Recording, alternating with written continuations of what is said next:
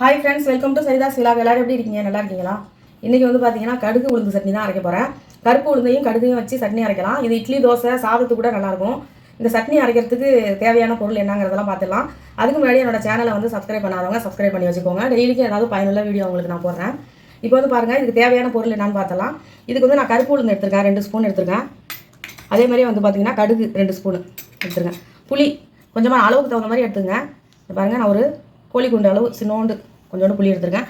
ஒரு கொத்து கருவேப்பிலை, காஞ்ச மிளகா காரத்துக்கு தகுந்த மாதிரி எடுத்துங்க. நான் 6 மிளகா எடுத்துருக்கேன். உங்களுக்கு காரம் கம்மியாக இருந்தால் நீங்கள் கம்மி பண்ணிக்கங்க, அதிகமாக வேணால் போட்டுக்குங்க. கொஞ்சமாக வந்துட்டு தேங்காய் துருவி வச்சுருக்கேன். ஒரு 2 ஸ்பூன் அளவு துருவி வச்சுருக்கேன்.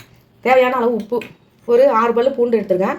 சின்ன தக்காளி ஒன்று அரிஞ்சு வச்சுருக்கேன். அவ்வளோதான். இதுக்கு தேவையான பொருள் இவ்வளோ தான். எண்ணெய் கொஞ்சம் வதக்கிறதுக்கு வேணும், தண்ணி கொஞ்சோண்டு சட்னி அரைக்க. இப்போ எப்படி வந்து சட்னி செய்யலாம்னு பார்க்கலாம். கொஞ்சமாக நல்லெண்ணெய் ஊற்றிக்கலாம். ஏன்னா கடுகு வந்து கொஞ்சம் காரமாக இருக்கும். நல்லெண்ணெய் ஊற்றுனீங்கன்னா உடம்புக்கும் நல்லது. கொஞ்சமாக வதக்கிறது.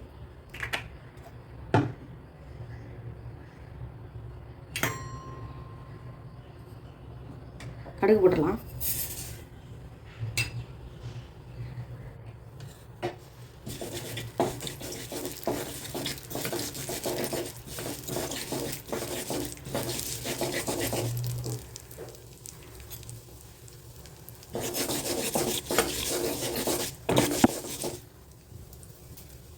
கடுகு கொஞ்சம் வெடிக்கணும். வெடிச்சா தான் உங்களுக்கு வந்துட்டு நல்லாயிருக்கும். இல்லைனா கசக்கும் ரொம்ப.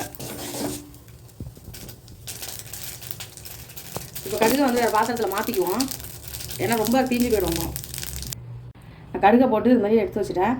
கடுகை போட்டு மேற்கொண்டு எல்லா பொருளையும் போட்டோம்னாக்கா கடுகு ரொம்ப கருகுன மாதிரி ஆகிடும், ரொம்ப கசக்கும். அதுக்காக தான் வெடித்தவொடனே எடுத்துட்டேன் தனியாக. இப்போ அதே கடாயில் வந்துட்டு இப்போ மற்ற பொருளெல்லாம் போட்டுடலாம். பூண்டு போட்டுடலாம். காஞ்ச மிளகா,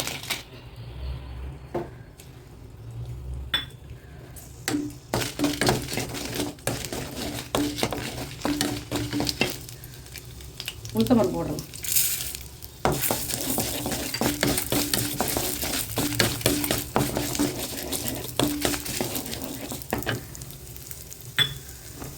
புளி இதிலே போட்டுடலாம்.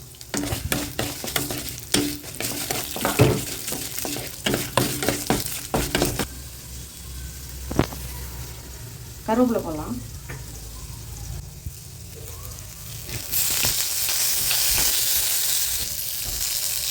நல்லா உளுந்தும் நல்லா சவந்துருச்சு. தக்காளி போடுவோம்.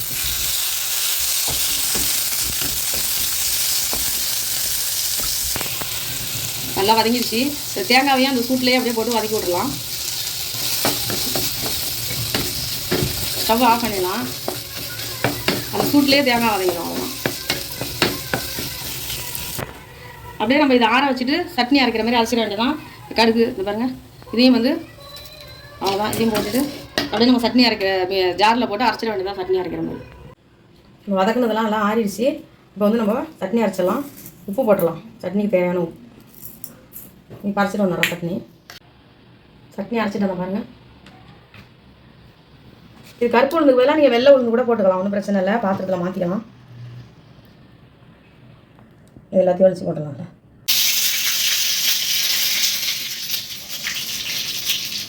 சட்னியை தாளிச்சிடலாம்.